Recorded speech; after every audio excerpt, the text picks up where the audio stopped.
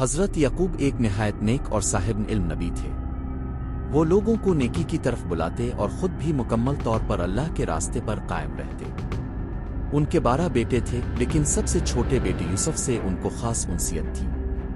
یوسف نہایت خوبصورت، معصوم اور ذہین تھے۔ ان کی والدہ کا انتقال ان کے بچپن میں ہو گیا تھا، جس کی وجہ سے یعقوب ان سے دلی محبت کرتے تھے۔ بھائیوں کو باپ کی یہ محبت کبھی پسند نہ آئی۔ وہ اکثر یہ محسوس کرتے کہ ہمارے والد یوسف کو ہم سب پر فوقیت دیتے ہیں، اور یہی احساس وقت کے ساتھ حسد میں بدلتا گیا۔ ایک دن حضرت یوسف نے اپنے والد کو ایک عجیب خواب سنایا۔ انہوں نے کہا کہ میں نے خواب میں سورج، چاند اور 11 ستاروں کو دیکھا جو میرے سامنے سجدہ کر رہے تھے۔ حضرت یعقوب نے یہ خواب سن کر خاموشی اختیار کی۔ ان کے دل میں فوراً یہ احساس جاگزیں ہوا کہ یوسف کو اللہ نے کسی خاص مقصد کے لیے چنا۔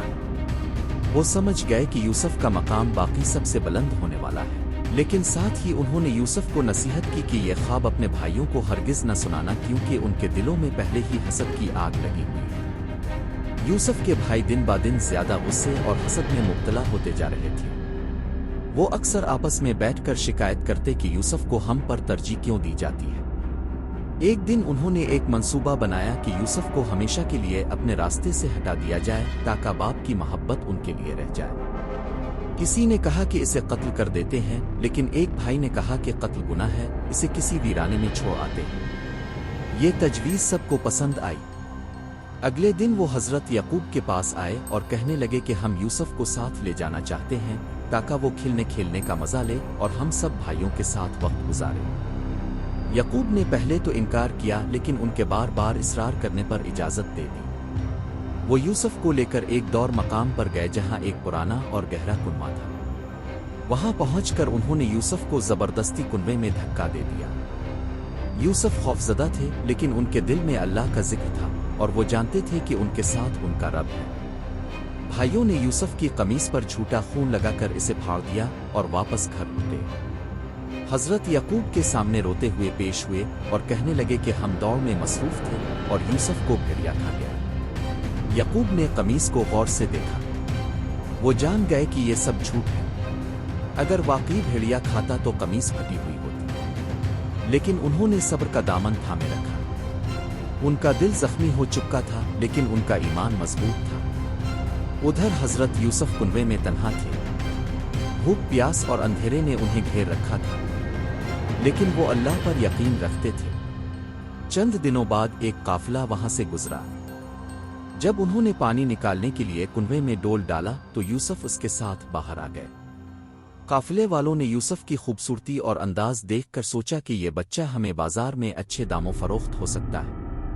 انہوں نے یوسف کو مصر لے جا کر بازار میں بیچ دیا۔ مصر میں اس وقت کے بادشاہ کا وزیر خزانہ، جو ایک نیک فطرت انسان تھا، اس نے یوسف کو خریدا۔ اس نے اپنی بیوی سے کہا کہ اسے عزت کے ساتھ رکھو، شاید یہ بچہ ہمارے لیے فائدہ مند ہو یا ہم اسے اپنا بیٹا بنا لیں۔ یوسف اس گھر میں رہے اور رفتہ رفتہ انہوں نے اپنے علم، حسن اور کردار سے سب کو متاثر کر لیا۔ وزیر کی بیوی کا نام زلیخا تھا۔ وہ بھی یوسف کی شخصیت سے بے حد متاثر ہو گئی۔ ایک دن جب گھر میں کوئی نہ تھا تو اس نے یوسف کو بہکانے کی کوشش کی۔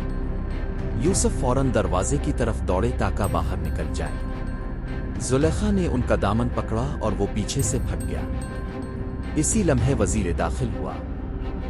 زلیخا نے فوراً الزام لگا دیا کہ یوسف نے میرے ساتھ برا ارادہ کیا۔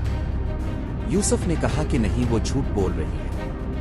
ایک عقلمند شخص نے کہا کہ اگر قمیص پیچھے سے پھٹی ہو تو یوسف سچے ہیں، اور اگر آگے سے پھٹی ہو تو عورت سچ کہہ رہی ہے۔ جب قمیص دیکھی گئی تو وہ پیچھے سے پھٹی تھی اور یوسف کی سچائی ثابت ہو گئی۔ اس واقعے کے بعد شہر بھر میں بات پھیل گئی۔ لوگ زلیخا پر ہنسنے لگے کہ وہ اپنے غلام پر عاشق ہو گئی ہے۔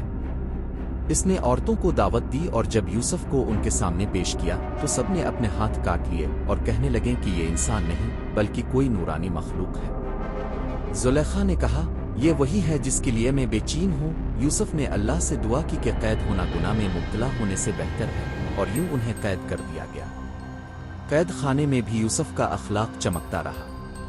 وہ قیدیوں کو نرمی سے سمجھاتے، اللہ کی وحدانیت کا پیغام دیتے اور ان کے خوابوں کی تعبیر کرتے۔ 2 قیدیوں نے ایک دن خواب سنائے۔